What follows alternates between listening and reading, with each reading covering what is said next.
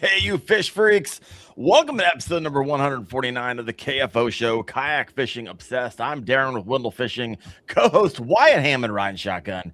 And tonight we're talking about the reality of kayak fishing with a guy who spent a lot of time right in the middle of it, Abby, and I'm going to butcher his last name. I probably should have asked him that while I was in the green room. Do you know what it is, Wyatt? Abbondanza? Abbondanza. There we go. I love it. Abby's become a familiar name in the tournament scene, traveling around the country, competing against some of the best kayak anglers in the game, earning a few of those coveted blue trophies along the way. Most recently, a second place finish on the Susquehanna. And so tonight, we're going to break down that tournament just for fun. But more importantly, we're going to use Abby's experience to pull back the curtain on what competitive kayak fishing is actually like, right? The money, the travel, the prep, pressure, technology, sacrifices, bad days, great days, and everything you don't see when you're just looking at that leaderboard. But first, a quick word from our sponsor, Kayak Bass Fishing. If you've been thinking about qualifying for the KBF National Championship on Lake Guntersville this November, it's not too late. September is the last month you can qualify through the KBF monthly tournament. So get signed up, get on the water, give yourself a chance to punch that ticket to Guntersville at kayakbassfishing.com. Wyatt, how you doing, man? Doing pretty good. I'm gonna try and get one of my buddies. He's gonna sign up for that next month. He's gonna sign up for the monthlies, and if he can come in the top 50%, he'll be with us at Guntersville. Is it top 50%? I should probably know this. I knew. I thought it was. I think top 25 in May is top 50. Is it? Got it. Top. Yeah, because mayhem. Yeah, I basically up here in Ohio, like if you're in February and you catch like one bass, you like qualify. That's so I tried to, but it's ice, so you gotta like catch it through a hole with your kayak. So, oh man, you've had a good week, man. I haven't talked to you all week. It's been busy week. Working and then been out on Murray again. If I have a day off, I'm on Murray. That answers the question. Wyatt still has his job, but definitely still fishing. All right.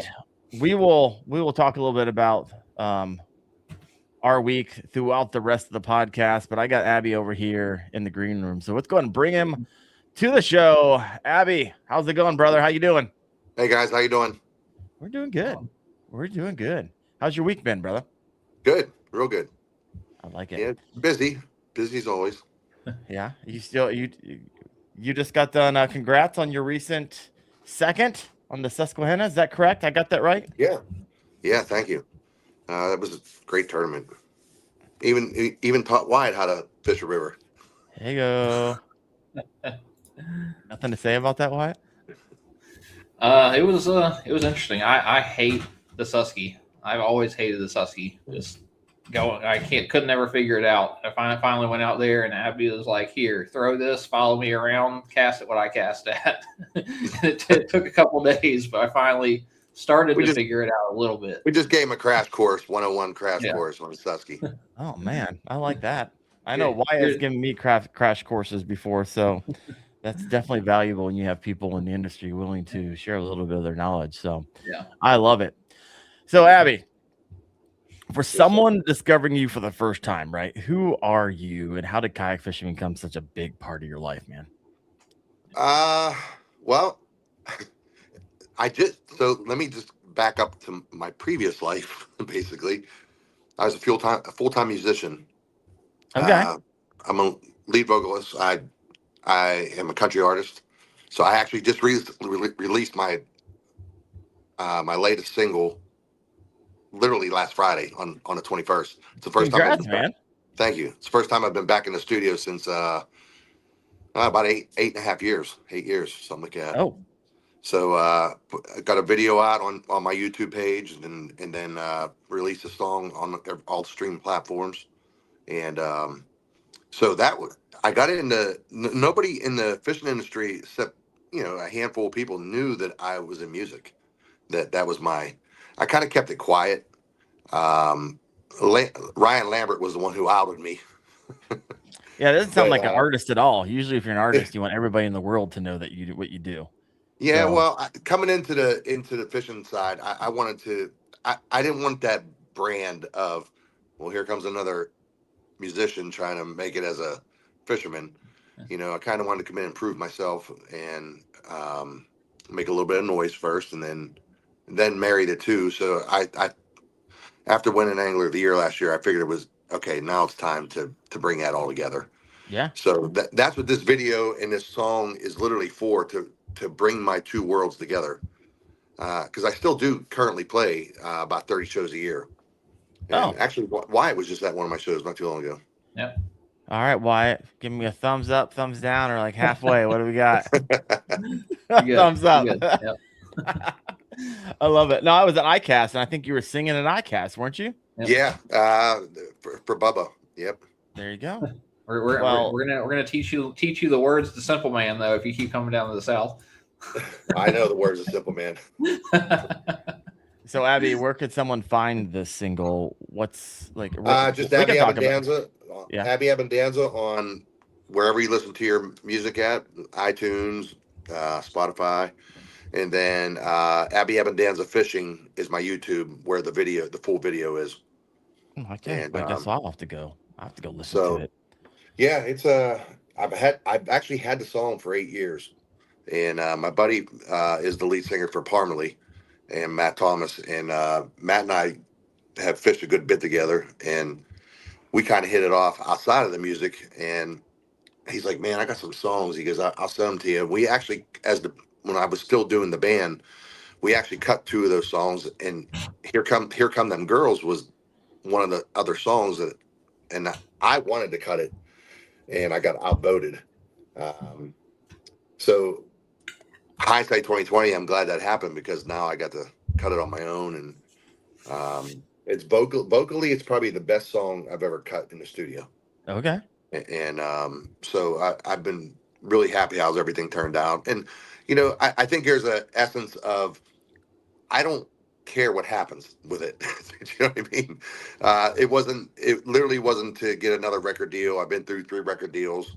It wasn't to do that. It wasn't anything but to marry the fishing and the music together. So people knew my background, knew who I was. And so that is basically a little introduction about me. When people come see me on YouTube, that was the first thing I put on my YouTube, besides some shorts leading up to it. And, I know YouTube's hard to build and everything. I got 136 followers now. So I know it's a long road, but a long, grueling, lonely road. Yeah. But, I got that since last Friday, so I'm happy. Yeah. Well, congrats. And, Why 8.5 year hiatus? That's the first thing that came to mind. So, I've been a part of a band, 2 bands. The band back in the day from 2008 to 2009. I was a front man for a band called the Poverty Neck Hillbillies, and we signed a major label deal in 2005 to 2008, and then we broke up in 2008 actually, and then the label re-signed me under my solo, just under Abby Abbondanza, and I cut a record on that, and that went for 3 years, and then I put the band back together minus one guy, and so then we went under the name of THW, which is short for the Hillbilly Way. And so I cut those 2 songs that Matt gave me under THW, and he gave me, like I said, he gave me that song. It's been about 8.5 years, and I called him out of the blue. I said, "Hey man, we were talking about fishing," and I just called him like 3 weeks before I decided to go and cut this, because they just got another number one single, and I called him, congratulated him, and 3 weeks later I called him. I said, "Hey, you remember that song Here Come Them Girls you gave me?" And he's like, "Yeah, man." He goes, "You gonna cut it?" And I said, "Yeah, as long as you're cool with it still." And he's like, "So I gave it to you." He said, "You'll kill the boat on it." So he was more than happy to give it to me, and so I called my producer. I literally went to Pickwick for the team series with Jody, and then had to go to Sandy Cooper for the Bassmaster tournament. And en route from Pickwick to Sandy Cooper, I stopped and cut it. Oh, nice. I called my producer, and I said, "Hey, I got a day and a half of travel time." I said, "I can stop and cut that song." And he's like, "I'm in. Let's go." I like it. Well, there you go. I love getting to know a little bit of the person we're going to, of course, we'll get into the fishing and we'll talk about, the theme of the show. Yeah. I always love just hearing a little bit something different about the person. Well, So I now you mean, get an idea a little bit of who Abby is now. a lot of people now know about the music, but I don't think they knew the depth of it. Sure. That I've had some record deals and, um, man, we used to do 280 plus shows a year. Dude, that's insanity. That's like on the yeah, road. So we you we were being on road the road, dogs. this whole kayak fishing tournament thing, you're like, oh, this is just like second nature. I've been doing this all my life. Exactly like that, except I don't have a driver, which I hate. I had a bus driver back then. Yeah. Well, we'll get into that in just a moment. Real quick, Angler of the Year last year. For those who have no clue how to get Angler of the Year, what did you have to do in order to earn that? Pray a lot. A lot of lost. Wyatt and I were just talking about this not too long ago. There was so much that had to happen for that to go down. Ewing was in a running. He needed 11th place or better, and he would have got Angler of the Year last year. And it came down to the last tournament, Toledo Bend in Texas, and I had to get a fourth or better. Ewing had to get an 11th or better, and Jake Anglis was right there with me. And Jake and I got a fourth that tournament. Mm-hmm.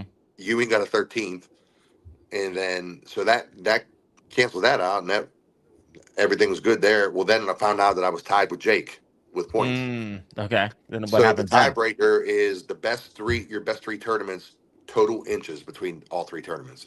Okay. And he actually had me beat, but the problem was you can't do a tiebreaker with a 1-day tournament. When Champlain, he actually was higher than me in Champlain because of the 1-day cancellation. Got it. So it has to be a full tournament for it to count. Wow. In a tiebreaker situation. So basically, you're just accumulating all these points from different tournaments, and so at the end, you just calculate all the points based off the system, and it was close. I mean, like real close. It came down to like one fish. Didn't it come down to a fish? Yeah, literally single fish. On day two. Yeah. My last fish I caught was a 21.5-inch largemouth, and it's funny because I didn't really scope. I won Angler of the Year last year, literally throwing chatterbait, nothing else. And I had my scope down for some reason, my live scope, and I was back in this creek, and I was turning around to come back out. And as I'm turning around to come back out, there was a hump in the middle that was, it came up to about 9 feet. It was about 12 feet all around, but it came up 9 feet right there. And there was 2 stumps on it, and I seen 2 big fish. So I literally just went like this behind me. As I was turning around, Right. So I would start reeling it when I turned around, and it must have ate it when it dropped. Yeah. On the fall, and because when I turned, I thought I had the stump. Then all of a sudden, this fish shoots straight up out of the air, and you just cast over your shoulder. Yeah, and the funny thing is, that fish came off the hook when it jumped the last time, and my net was on my lap sideways. Yeah. And I literally just took my net and pushed it out like that. Bro. And it landed right in. Angler of the Year, folks, right there. Yeah. So it's not all glitz and glamour. It sounds like it was meant to be. I mean, cast over the shoulder, thought you were caught on a stump, thing jumps, it's gonna get gone. If your net wasn't where it was, if it was in 99 different other places. But hey, so let me tell you what Jody did to me the night before in Toledo Bend. So we were fishing this one area. It's where I fished day 2. Well, the night before the first day of the tournament, Jody goes, "Hey man, I know you're gonna hate me." He goes, "But do you trust me?" I said, "Yeah." He goes, "Look at this place over here," and he shows me a whole nother creek arm, but it has about like 5 branches of creek arms and full of docks, like deep docks that we were fishing. And he said, "Man," he goes, "I know we didn't fish it." He said, "But look at all this stuff. It's all the same stuff, and there's a lot of it." He goes, "I think we ought to start there." And I was like, "Okay." At 10:30, Abby did not have one fish. Oh. Thanks, Jody. So Jody had a limit. I did not. And this is literally what happened to me. Was tying another chatterbait on, and as I was doing that, I floated into the bank, and so I just happened to look down and see something moving, and it was a big crayfish. It's probably about 6 inches long, and it was like almost black looking. It was so dark green pumpkin, and it had bright red claws. I mean, like they were just like dark red, like bright. And I was like, huh. So I cut what I put on, cut it off, put a black jackhammer on, and I put a fire crop razor shad on. Okay, right. I caught 19 fish in the last 3 hours. Because you were floated into the bank and saw something you weren't looking for. Yeah. And I love it. So I ended up having like I think I was sitting in like 18th or 20. I think it was in the top 20, like somewhere around 18, 19, something like that. Yeah. And then I had like 86 inches. It was fishing tough that day for everybody. And day 2, we go back to where we actually practice and found fish. First 15 minutes of the tournament, I had 3 really good fish, like a 19 and a half, a 19, and I think a 17 3/4, something like that. Okay. First 15 minutes. Yeah. Pretty good. Yeah, it was good. And I caught that other fish around 11:30, 12 o'clock, and that was literally the last fish that would call for me. I caught some other fish after that, but they were small. Yeah. And but that was literally the last fish that filled out my limit. I actually called that. I think I called like a 13 or 14-inch fish, but that 21 and a half was the key because I beat him in the tiebreaker by 20 inches. Okay. There you go. And, so I had already congratulated him because I thought Jake won. I gave him a hug. I said, "Congratulations, man! Great year." Yeah. Steve calls out my name. Our 2025 Angler of the Year. Gosh. Jake's probably scratching his head like, what happened? Yeah, a lot of rules. Confused. Right. Yeah, we were both confused, and we both didn't know that the 1-day tournament didn't count. Right. And a tiebreaker situation. Got it. Yeah. Yeah, that's like a subsection of subsection rules that most people don't ever get to. But how many times does that come down to that? Like that, Yeah, not usually the points are really close every year. But for it to come to that, it was pretty intense. Why? Where were you in these standings? I think I was like 20th or something yet last year. Not good enough. Yeah, Susky got me last year. Nah. Well, it's not going to get you anymore. So I told him he better take that 10th place check and frame it and put it above his thing because that was a major accomplishment for him. I like it. So Abby, we're going to start getting into the kind of the meat of the show around the theme a little bit. Really quick, do you remember the moment you realized, hey, I might actually be pretty good at this fishing thing? Here's the funny thing about this. It's come full circle for me. So I didn't start full-time fishing until I was like 50, 51. I think I was 9 years old, and they asked me what I wanted to be in school, and I told them I wanted to be a professional fisherman. My mom just found the paper that I wrote. Oh, really? I love it. You get that framed. And she's going to frame it. Yeah. That's awesome. And, I never played a stitch of music, anything, until I was 27. So that I thought I was going to play baseball. I got a full ride to Penn State for baseball. I thought I was going to be playing baseball until I was 35, and hurt my arm. And I hurt my arm after my freshman year. I was actually at the Pirates free agent camp, and I was a pitcher, and I ripped my ulnar nerve. So that was short-lived. And then got into music when I was 27. Never sang a note in my life. Never played an instrument. And 4 years later, had a major record deal. It was just weird how it all happened. Yeah, And you're doing everything like later in life. Most people yeah, do the record deal earlier. Most people go professional fisherman earlier, and you're like, "Hey, man, I'm just a little late to the game, but I show up strong.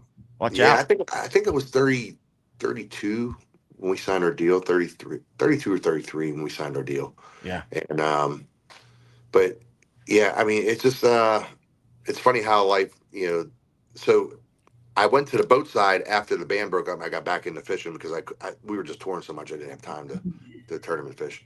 Right. And so I got back into the boat side and I was fishing the X Series out of Ohio in New York, and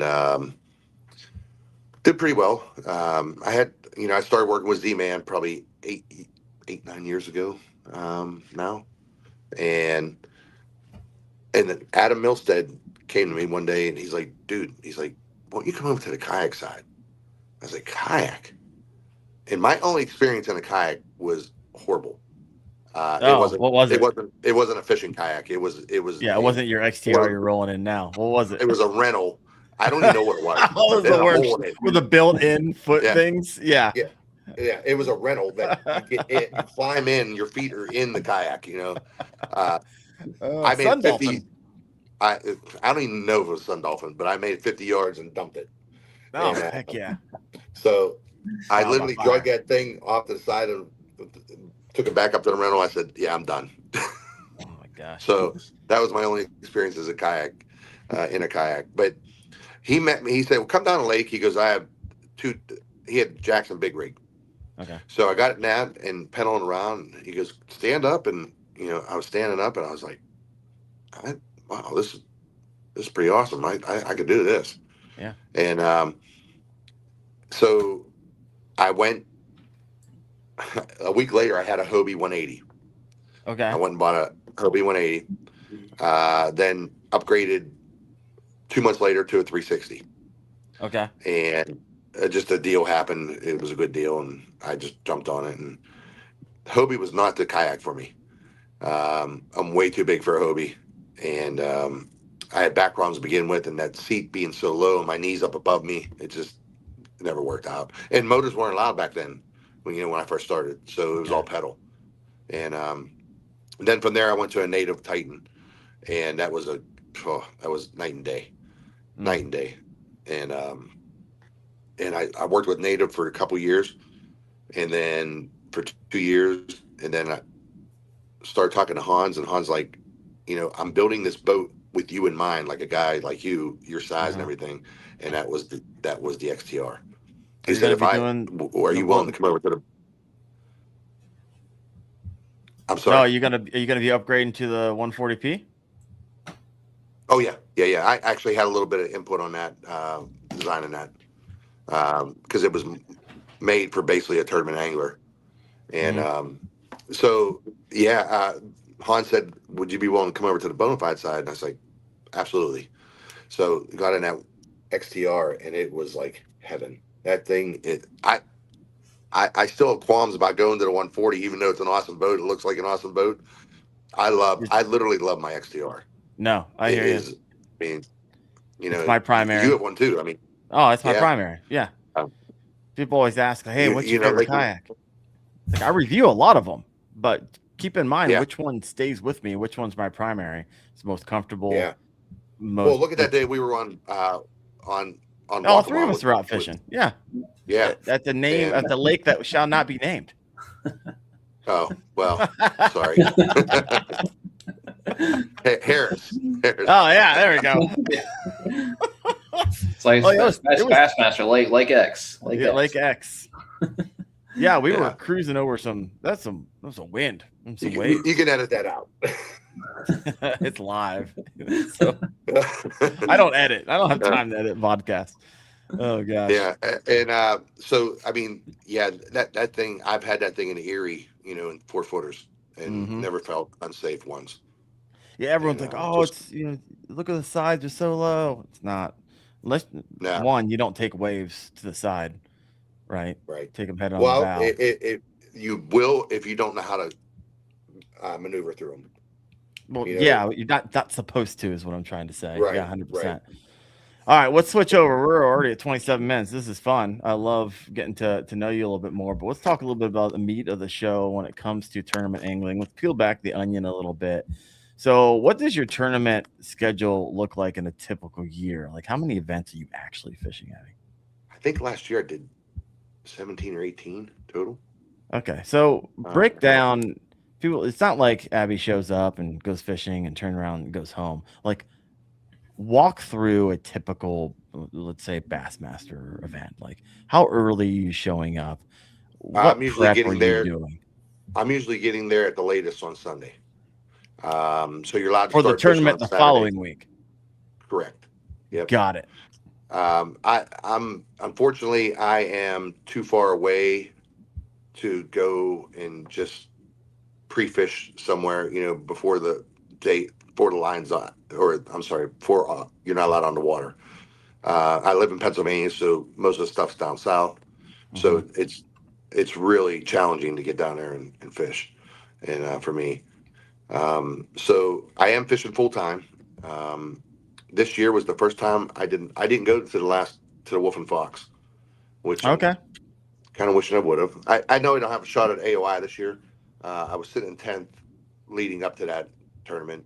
I think Drew and Jake are going to bump me, so I'll probably be around 12th or 13th, something like that. But then this year the championship counts towards AOI, so you won't know where you land until it's all said and done. Yeah. For the year. But if I'm in the top 15, my deal for me is being consistent.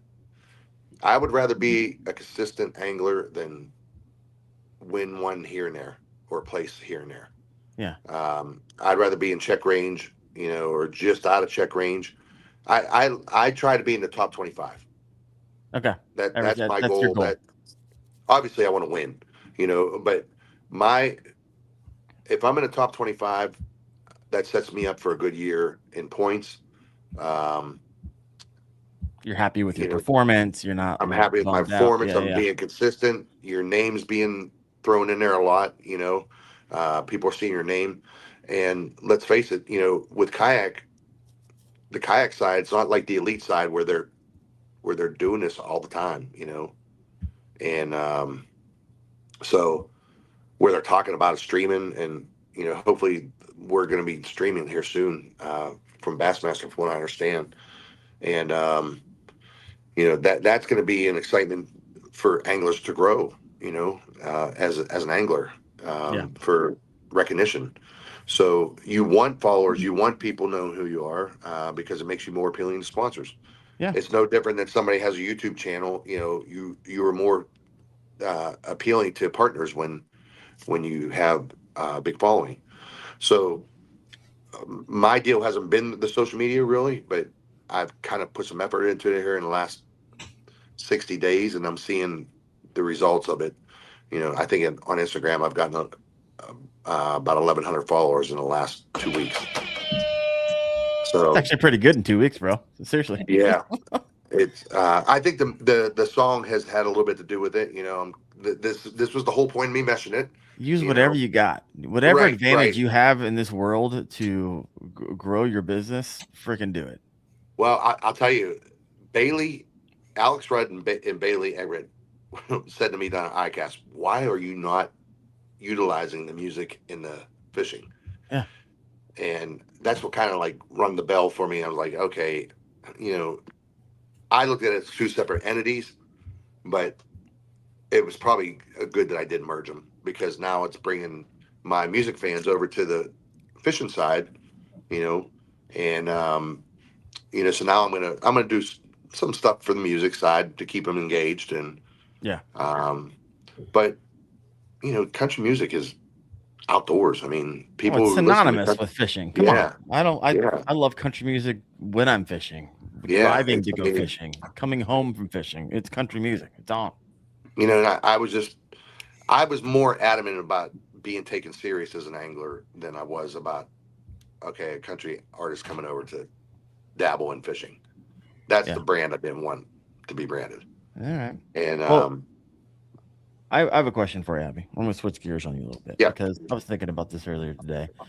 Full-time kayak anglers, I'm sure it's like everyone's dream when they're 8 years old, when their mom asks them what they want to do for a living. Like, I want to go fishing. I want to fish for a living. But like nuts and bolts of this thing, is it possible for the everyday angler to like just go fishing, and if you're good, you can make money with the sponsors and with the checks that you win from time to time?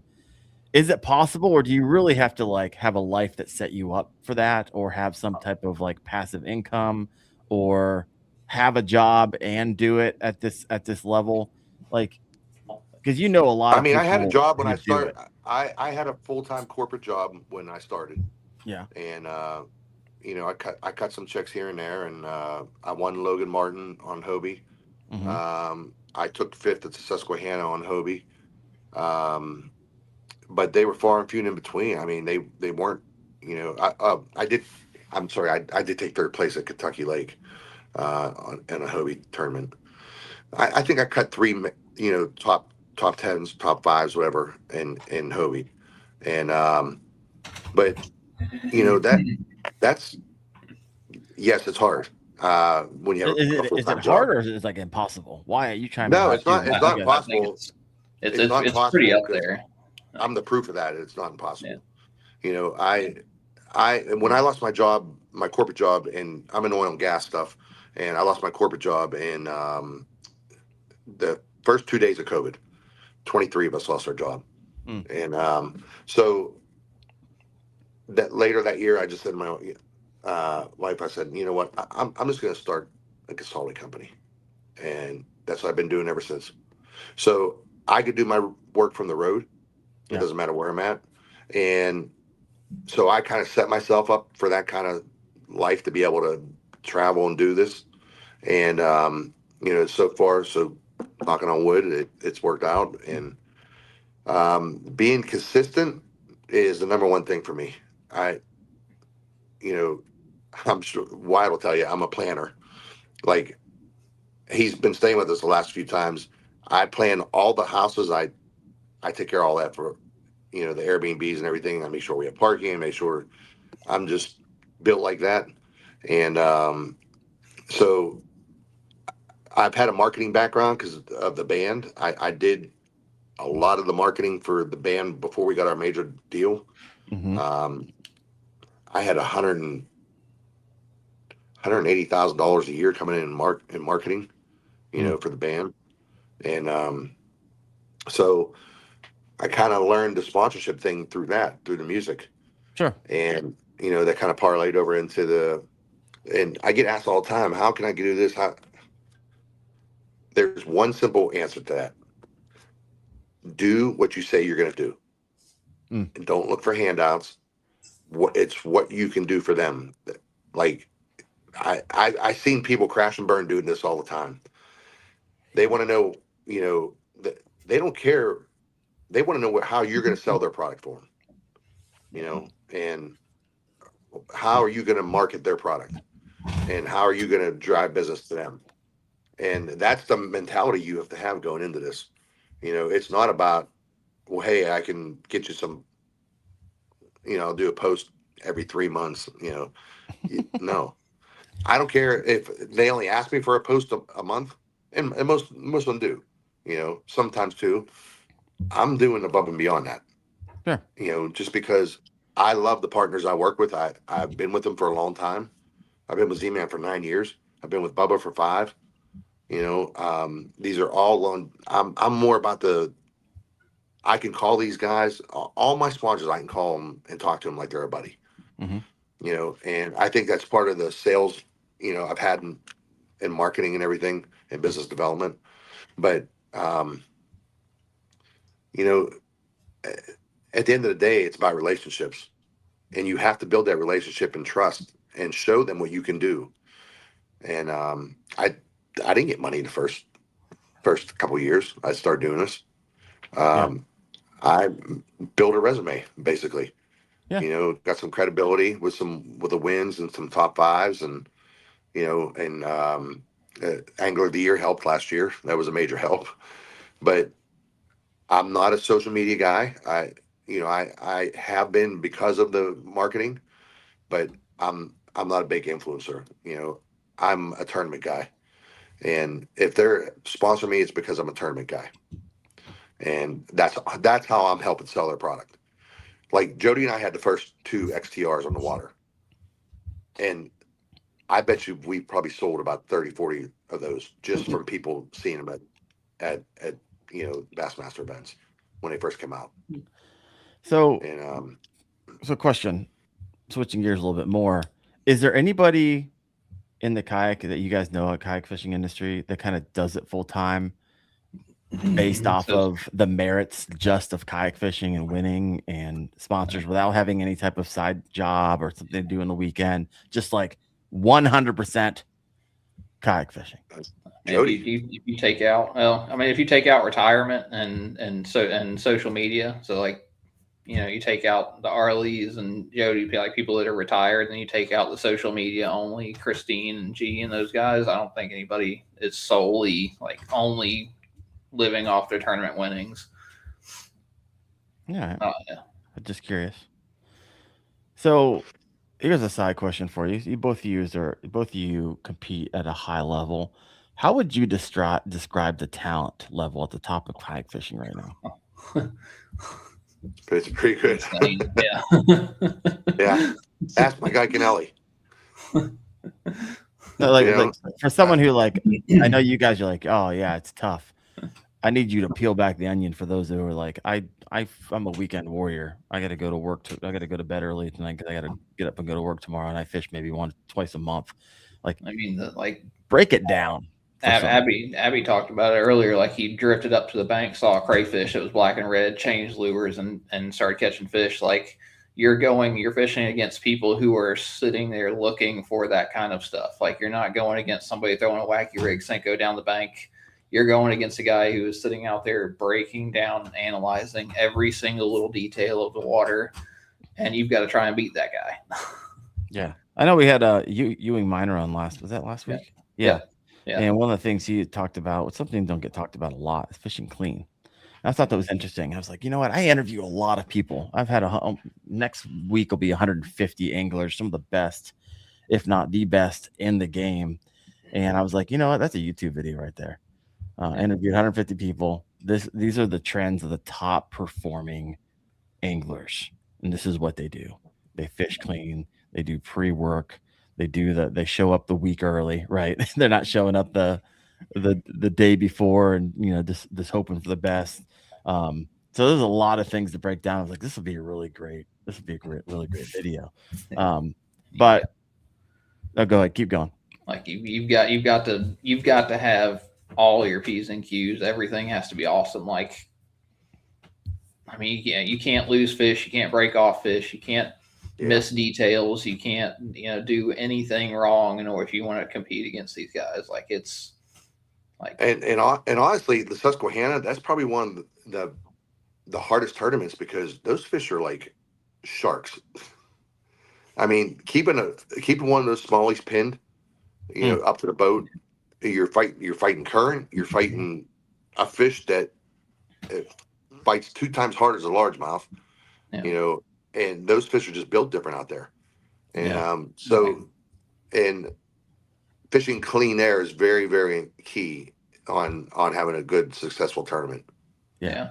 I mean, like even Susky is a great example of just the difference and all of that. Like I was sitting there fishing behind Abby for 2 days and I was not catching anything. And he's throwing like 2 feet farther ahead of the riffles than I'm throwing and he's catching fish and I'm not. And you start going down the grass lines and you throw it 6 inches closer to the grass line, you catch a fish. You throw it 6 inches out, you don't catch a fish. Like, yeah, there's a lot of details that go into it.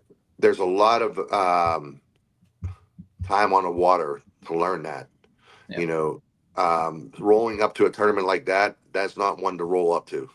The Susquehanna, I would say, out of all the tournaments we've fished, that's probably going to be your toughest tournament as an angler. Why is that? Break it down. Well, you're dealing with current, number one. You might be dealing with low water. You're pulling your kayak, so there's physical activity, and then you're floating. You got to watch what you're doing constantly, You got to You're fishing, kick your fishing motor up. behind people a lot more than I do at most places. Yep. And just because you're fishing behind them doesn't mean there's no fish there. I mean, Yeah. You got to pay attention. Wyatt saw that. In the practice on that Thursday, I was showing him like about the fishing the grass and everything, and why I was fishing.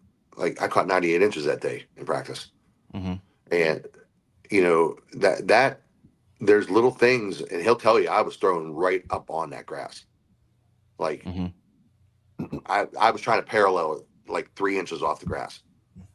Right in front. Yeah, it was interesting because we had Ewing on last week. It's like it's not just about the fishing. Like I'm literally looking at everybody else fishing around me and timing it out for that area that they just passed through to reset. I need to come back to that place in 30 minutes. I need to go back to that. Oh, he just went through there. I need to come back. And it's like he's gamifying the spots because it is a river. It's not like there's a whole lot of space. And the fish, apparently, the big ones where it's one, it's typically what, a 3 mile stretch, I was told? Is that what we talked about last?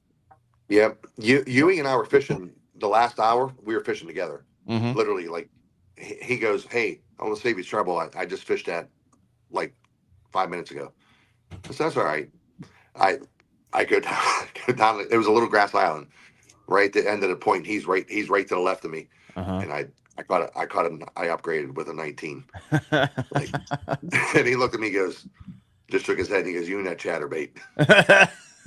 I think I actually made mention of it on the show last week. Oh, I love it. And but that's a perfect example. Like, it doesn't matter to me. It doesn't matter because I fish different than he does.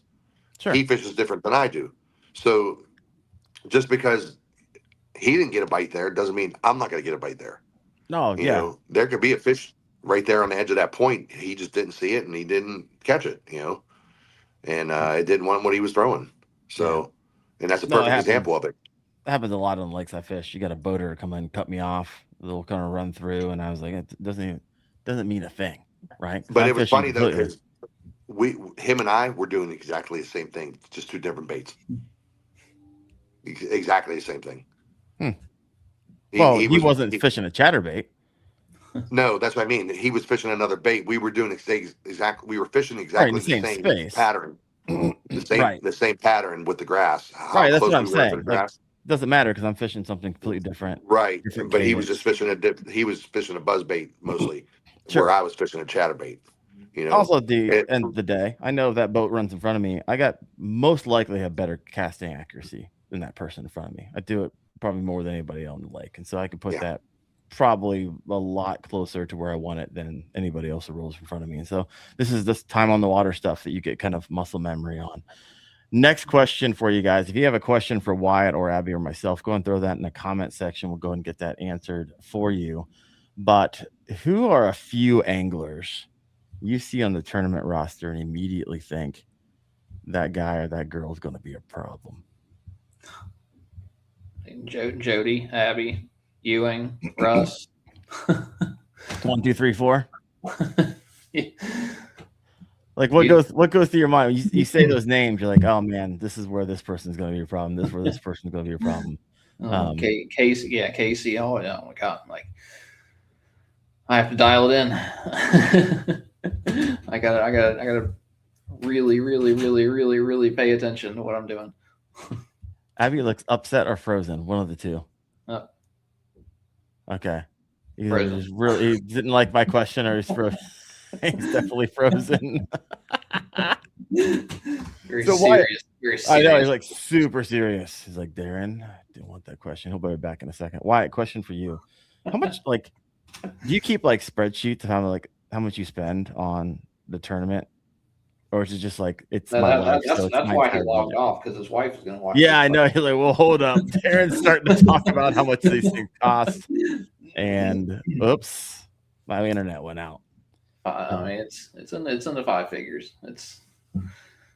I mean, you start going like, obviously the entry fee $260 for let's just call it bass. If it's bass, it's $260. Okay. And then all Airbnb, I usually stay with Abby and Jody and those guys, $250 again. Yeah. And then usually I'll gauge fuel out. I kind of like up to about $750 for fuel, like per trip. Yeah, based on Yeah, how you're far traveling it is. halfway across the country, and then people don't Yep. realize once you get there, you're running. Yeah, Sometimes you're driving hour-long to the lakes. lake, to Bass Pro, to the registration, gas, go check somewhere else on the lake. Hey, I need new lures. Go back to Bass Pro again. Like, you're kind of just pinballing all over the place. So, I mean, it comes out like just the basic expenses, $1,500, $2,000, and then food, you got to eat and everything while you're out there. Yeah, and then all. Yeah, HCB chemistry is over here. Is like, I couldn't afford to compete, even if I wanted to. I love it. Abby may be back. I see him pop up in here, but I don't see his video on. I mean, it's an investment. I mean, it helps to cash a check. That's why being in check range is so important for all of it. Just to help offset just the smallest amount if you can. Yeah, and not only that, you have opportunity costs, right? So if I'm doing this for a week, I'm not working. So now you can't. Right. Not only are you spending $2,500, you now don't have the opportunity to make $2,500. Yep. And so that's a $5,000 net loss on a week of being away. Yeah. That adds up quite a bit if you don't hit a check here and there. And even if you do hit a check, it's not like they're wild and crazy checks at the kayak fishing level. Yeah. Like how much if you win bass, what is it? I think the last one, at the Wolf and Fox was kind of like 80 people or so. So it was just $5,000. The Susky was like 9,500. Okay. So I mean, the payouts go a little bit deeper this year, which is nice, and they pay out big hourly big bass, things like that. So it took a little bit off the top end and kind of spread the butter a little bit more. But I think what was like I came in 10th at Susky, and it balanced out to paid for everything, paid for the trip. Yeah. Yeah, and then you got tax. So if you win $5,000, there goes 1,000. So you got four. You got four to work with. And even if you win first, like you're just up maybe $750. Yeah. So this is a loss. This is a loss game, right? And then you got wear and tear in your car, and you got it's oil changes all the time. Yeah. Oh, yeah. I put 40 to 50,000 miles on the truck per year. Per year? Yeah. Bro, so every 4 years you need to buy a new truck. My gosh. Yes. Yep. So I mean, it's a lot of wear. There's literally no money to be made. No. None. It's a lot of wear and tear. It's a lot of wear and tear on you. It's a lot of wear and tear on all your stuff. Like, you burn up reels. You burn up around the. Did you go out to your truck, Abby? I had to go out to my truck. I don't know what happened. I have no idea. My phone just shut off. Like for those listening in, he's all dark right now. You can't barely see him. There's one shadow. Truck, you will save a little bit of money on the Airbnb. Yeah, there you go. So what you missed out on, Abby, we were just kind of breaking down like what it costs from travel to gas to wear and tear to mileage to Airbnbs and versus what you could actually win. And even if you win first, like you're not up a whole lot of money. And so you have to like consistently be towards the top to even kind of make this able to wash out. I've kept a pretty good detailed expense sheet on that. Ooh, okay. Break it down for us. Why gave us some like high level numbers, but if you have spreadsheets, bro, come on. Yeah. So like it now, obviously Wyatt has a gas vehicle. I have a diesel vehicle. So I have the baby diesel, which I'm getting like 22 to 24 miles a gallon pulling my trailer. So I can make it to like for Florida, I can make it to Florida in 2 tanks. Where it might take somebody else 3 or 4 tanks. Yeah. But for instance, like Airbnbs, they're typically around 240 to 270 per stay. Yeah. That's per guy. Okay. Right. So then your tournament fee, which I'm going to start this by saying basically all my stuff is covered by sponsors. So all my expenses come out of my sponsor money. And, but I still But that's keep a work. tracker. Let's not pretend that's not work, right? There's deliverables, Right. you got time, so it's money. Right. If time is money, you're spending money. Keep going. Correct. So you got tournament fee right there, $265. Yep. You have, let's just say, $250 for an Airbnb. Okay. Fuel down and back, I would say $400. You know, let's just say a far tournament. You know, $400. Okay. And then you're eating during the week. You know, let's say another $200. What am I missing? Yeah. What are the things people don't think about that usually cost more money? Oh, than you think? well, you never have what you never have what they're biting, so you have to go spend another $100 at the tackle shop. I just want to go to like a tackle shop and just sit outside and just watch all the tournament anglers just come in. Oh God, it's stupid. Does it ever work out for you? Does it ever work out? Yeah, I mean, that's what they were eating at Texas for me. I didn't have enough of it, so I had to go buy it. You know. Okay. And I never thought I'd be throwing fire crawl in the middle of and late on, or that actually was, I think, the beginning of September, that tournament. It was like second week of September. Okay. And then so I mean, specific by Susquehanna, Wyatt can attest to this. I had one chatterbait, and it's only sold through Tackle Warehouse. It's their they come out with the Z-Man Mini Evo Elite. So it's a baby Evo, kind of like the Baby Jack. Okay. Yeah. It literally, I had one, and that's what I was catching all these fish on. I overnighted them from the river. Wyatt was with me. I overnighted them from Tackle Warehouse. Yep. They never even came. That on the expense, $25 overnight. They never even came. Yeah, it never even came.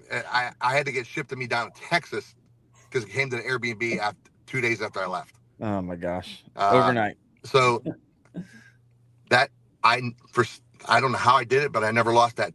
I had that one chatterbait, and I never lost it, and I used it the whole tournament. That's impressive. It literally had like 5 strands of silicone skirt on it when it was done. And but they were still eating it. So on average, how much are you spending per tournament? I would say somewhere around $1,200. Really? Yeah. Why? You're more expensive. Yeah. Yep, I know. I'm more expensive. Well, I mean, your biggest cost is your entry and your Airbnb. Sure. And then you add your fuel. Okay, so that's around $1,000 right there. Sure. Okay, on a far tournament, or not even that. It's about $850. So add food. I would say about $1,200 at the most. Okay. And then I don't think I've ever gone over $1,250. All right. But there's been times I spent less than that, like 800 something, So how much money does it realistically cost to compete seriously for an entire season then? 15K? For bass fishing, call it 4 or 5 of the events. Okay. What do we fish this year? 4 events? But we fished 4, but there's 5. Yeah. Okay. There's 6 if you count clear water. Yeah. Or Clear Lake, I mean. But $6-7 yeah, I say $6-7 grand. Okay. No, so minus the $20,000 kayak. Yeah. But yeah, we didn't even talk about kayak fishing accessories and I mean, and this and that and everything else. But if somebody wants to know what it costs to do the full time deal, that's what you're looking at. Cost you. But in all honesty, though, you can get 2 sponsors to cover that, if you do it right. And most guys can't do it right. I have found in this industry, they don't. Yeah. No, I agree. Even if they know how to do it right, it's work. Let's be honest. At the end of the day, like sponsors and just, hey, I got free stuff showing up to my door every day. There is a expectation that comes with that. It's a win-win relationship, but most guys aren't willing to put in, most girls aren't willing to put in that time. So it always fizzles out. And but yeah, it can be done. I know people, you do it. Your truck looks awesome, by the way. It's one of the best looking fishing rigs out there, in my opinion. That white with black, bro. Come on. If you haven't seen Abby's, I purposely wanted the Stormtrooper look. It looks sweet. No, really quick. I had a question for you. It's completely unrelated, and since it's my show, I can ask unrelated questions. But on your XTR, when we were fishing Lake X, you had like this accessory on the side that held your catch board that you helped design. What in the world is that? Where is it? I want one because my board sits under my seat and it always gets in the freaking way. So what is going on with that? Is it available to the public? That was actually my idea. So I got with Mark, the engineer at Bubba, and I said, hey, we're coming out with this bump board. I worked with him I signed an NDA last December, like a year ago, and worked on it with the bump board and the net. And I said, hey, we're going to need something to hold this board. You're missing a sale opportunity here. Let's create something. And with the tools, you guys are like huge with tools. Yeah. Let's create something that holds the tools and holds the bump board. Right. And so I said, here's my idea. I sent him a picture, like I sketched something out, and he goes, I could probably 3D print that. Okay. So he 3D prints and sends it to me. I said, this is beautiful. This works perfect. So we did get it passed to make. We're just waiting for the green light to put them in production. That's what you're saying. And I should have stole it off your kayak when you weren't looking because it's not available yet. It won't be available probably a year. Yeah. Yeah. Okay.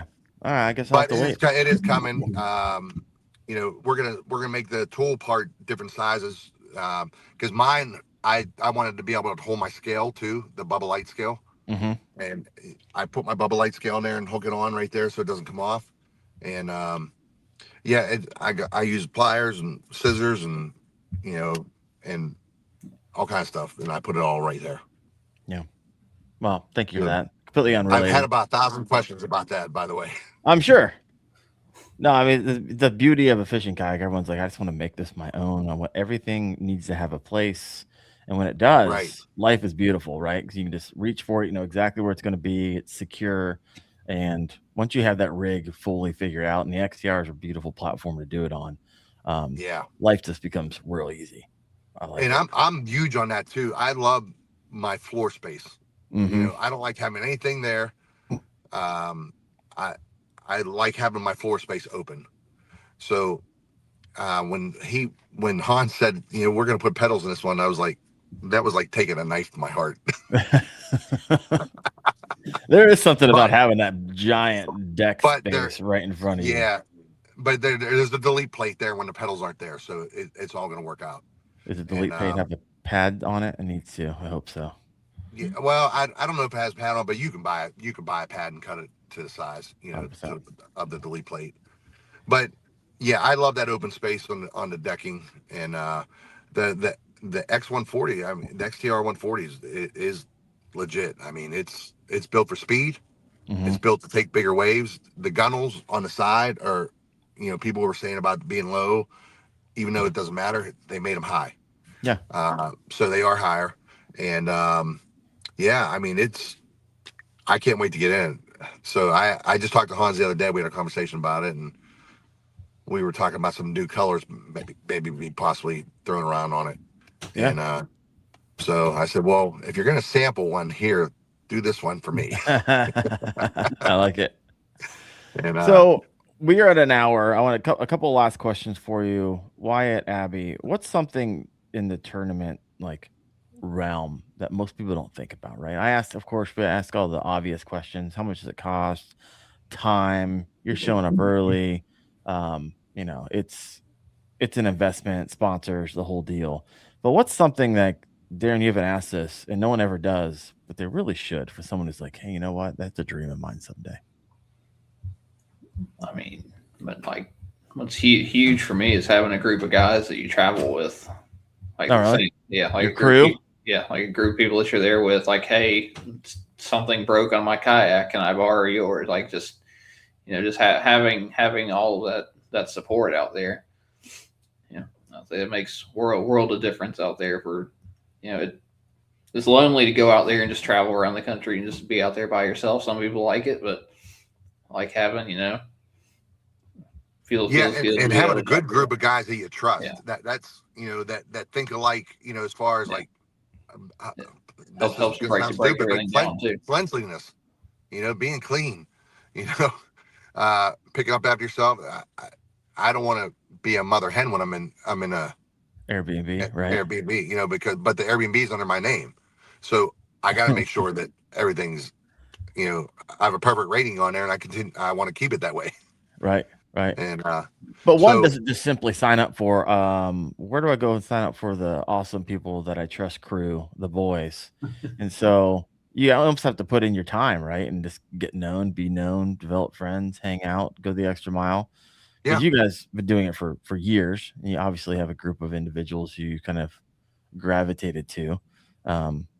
Is that hard? Is there like multiple groups typically at Bass? Like, oh, you got this group and you got this crew and you got this crew, you got this lone wolfers. Is that typically how it works? The Susky crew up there whenever we went up there. Yeah. I mean, I think you have it no matter what. Take for high school, there's different groups of friends. You know what I mean? It's the same kind of aspect. You gravitate towards people that, Jody and I became best friends because we love fishing. And not only that, he plays music too. He plays guitar and banjo. So we had a common bond there. And most of the time it's because of a common bond. Obviously fishing's the culprit of it. But, you find out I'm a lot older than these guys. Wyatt, you're what, 38, 37? 37. 37. I have 18 years on him. Yeah. So a lot of these guys, Jody's a little bit older than I am, and I would say from 37 to 61 is our age group, and all in between. Yeah. So yeah, I mean, we have a good group, and we know basically how everybody is in that group. Yeah. So it's easy to relax and get along with when you're away. Yeah. No, I get it. Here's a question for you. I keep on switching gears all over the place because ideas come to my head. Be honest on this for me. How important is equipment at the highest level here? Right? Can a really good angler still compete out of a relatively simple kayak with no FFS at this level? Yeah. See, you say yes, Wyatt, but we were on Santee Cooper, and you also told me that the top 9 were using FFS. So I'm like, So I mean, at the end of the day, most of those guys would probably still be up there without it. You ain't still gonna kick our ass without it. Abby, you say no though, so I do. Unpack that. Kayak, knowing your gear. I guys ask me this all the time, like, what do I need? I was like, you need to get in a kayak that you like, that works for you, and you need to learn that kayak and what it's capable of and what you can do with it, because that makes the world difference. When you go to a tournament and you're not comfortable in your kayak, that, for instance, you go on a Susky, that's a different world, and you get on there and you're not comfortable with current, you don't understand how to stop or because you just can't stop unless you have a power pole, unless you have, and there you pretty much want 2 power poles, and because if the water is up and it's moving, you're gonna need to stop, or you're gonna need to beat your kayak to measure your fish, or that was my first time with a Torpedo out there. We won't talk about that. Some of us lost the Torpedo. I had the conversation with we were talking with Hank the other day. Every single one of those trophies behind me, except for Lake Murray, was without forward facing. Yeah. Yeah. All right, so we talked about kayaks. Now let's talk a little bit about forward facing. Now answer the question. I won Angler of the Year last year on a chatterbait fishing 3 to 5 feet. Sure, but you also told me that you caught One time that you but saw. Well, you also won Angler of the Year with that one. Yeah, the but majority of them, I that- get it. that was just- you didn't. it was just one time, like Okay. you know what I mean. I'm just pressing you guys a little bit. I'm just curious because I'm like, okay, if I ever got into this, I'm have to dial in my FFS because I don't want to be the guy. Yeah, it certainly helps. It's like, so at the end of the day, the whole thing comes down to putting your lure in front of the most big fish as possible. Forward facing helps with that. Can you still do it without it? Yes. So it takes a little bit more skill, a little bit more time. It takes a little bit longer to break down the water and figure out like where do I need to be putting my bait and stuff like that. But it still can be done.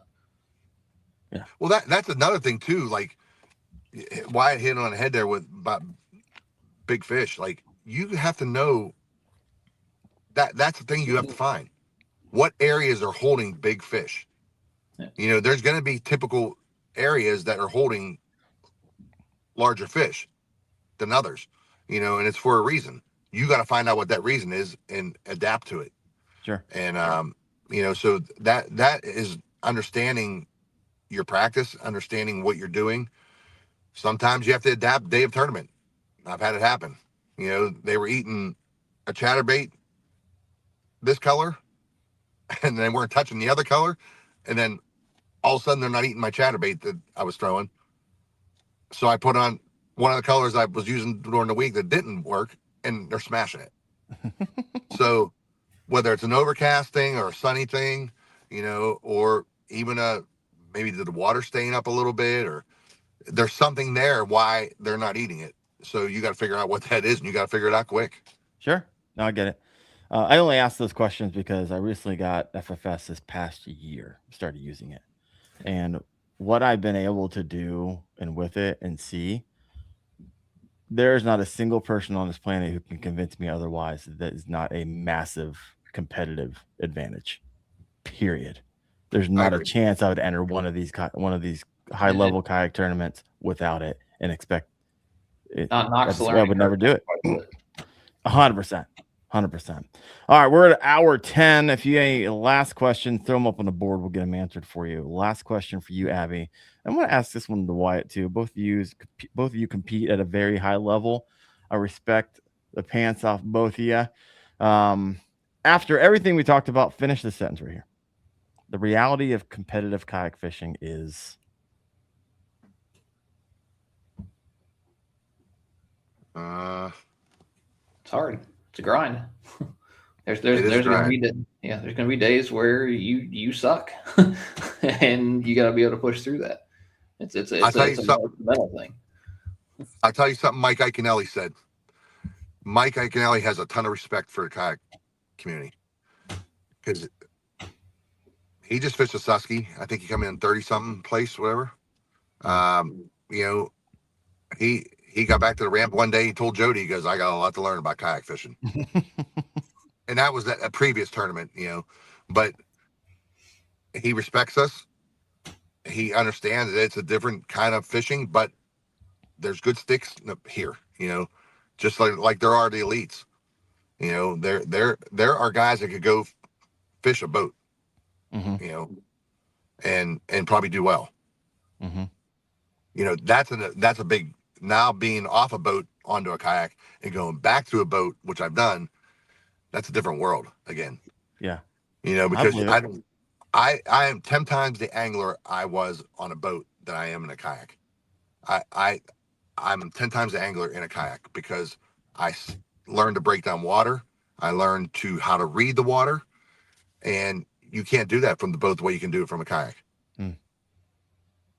You know, I can't get up on my 250 horsepower motor and zoom down the lake 6 miles. Got it. Yeah. So you're like, either I'm going to waste a ton of time or I got to figure it out along the way.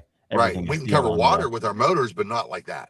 No. Yeah. We're moving at 5 or 6 miles an hour, but yeah. Right. I hear you. Yeah. If someone watches this and says, I want to become a competitive kayak angler, what would you tell them before they spend the money and jump into this world? Just do it. Yeah. Don't wait. That's exactly what I did. I jumped in head first. I didn't even hesitate. Adam Milstead will tell you that. I literally jumped in head first. I'm a very competitive person in nature. Always have been. So I want to strive to be the best. Yeah. And am I going to be the best? No, but I want to try. But I'm going to try Yeah. I can't tell you how many times I've caught a game-changing fish in the last 8 to 10 minutes of the tournament. Just because almost there's an ongoing joke in our house with my buddy John Klein that I pretty much every tournament last year I caught a fish in the last 8 to 10 minutes that changed my tournament, my place. That's crazy. But you fished. I caught Wyatt. Remember on the Susky last year, I caught 88 inches in 6 minutes. Yeah. That is crazy. On the Team Kayak Series that moved us from, I think we were in 4th at the time, that moved us up to 2nd. Nice. So yeah, you just got to grind it. It's a grind. You just got to, if you have good work ethic, I think this parlays into anything you do. If you have good work ethic and you're serious about it and you want to do it, some people just want to go out and have fun and just enjoy the camaraderie of it. That's great. Yeah. I respect that. I'm going there to make money. I'm going there to cash a check. I think the quote is, I'm going to step on your throat, even if you're my best friend. Yeah. I said that. Someone said to me, I didn't submit my fish because I don't want you fishing harder. I said, let me tell you something. I don't care if I have 100 inches over you.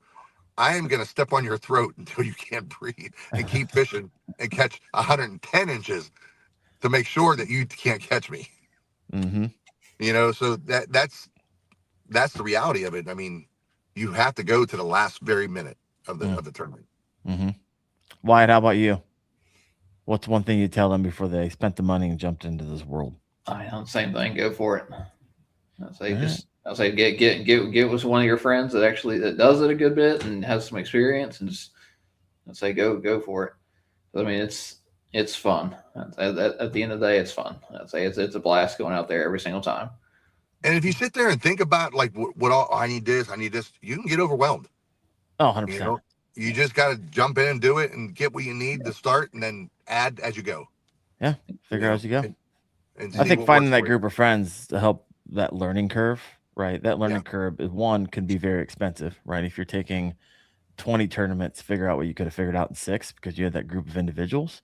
Find that group of individuals is going to help you gain some yardage really fast. So that makes complete sense to me. Well, Wyatt, Abby, you guys are freaking awesome. We're an hour and 15, so we're going to land this plane. But Abby, really quick, what is coming up for you and where can people find you? All my socials is Abby Abbondanza Fishing, including my YouTube. But I'm on Facebook, Instagram, TikTok, but I don't really spend a lot of time on TikTok. But Instagram is and Facebook are where I mostly do all my stuff. Still have your MySpace there? Your playlist. His songs are on I didn't have playlist. Social media. That's an ongoing joke. Like band wise, we didn't have social media back then. There wasn't social media when we existed.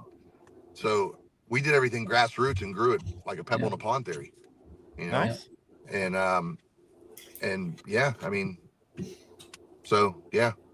So teaching an old dog new tricks is hard sometimes. I like it. Wyatt, what you got coming on? Got a Bassmaster Championship and then KBF Championship.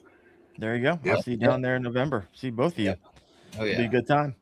All right, folks. Well, thank you for listening in. Abby, thank you so much for just giving a peek behind the curtain when it comes to being a competitive kayak angler and just a little bit more about your life. So it was good. Thanks for having me on. We fished together. We stayed in the same houses together for a kayak adventure series. And so it's good to spend a little time just learning about each other. So thank you so much, guys. We will see you next Tuesday night at 8:30 p.m. Eastern on the Kayak Fishing Obsessed podcast. You guys have a good one.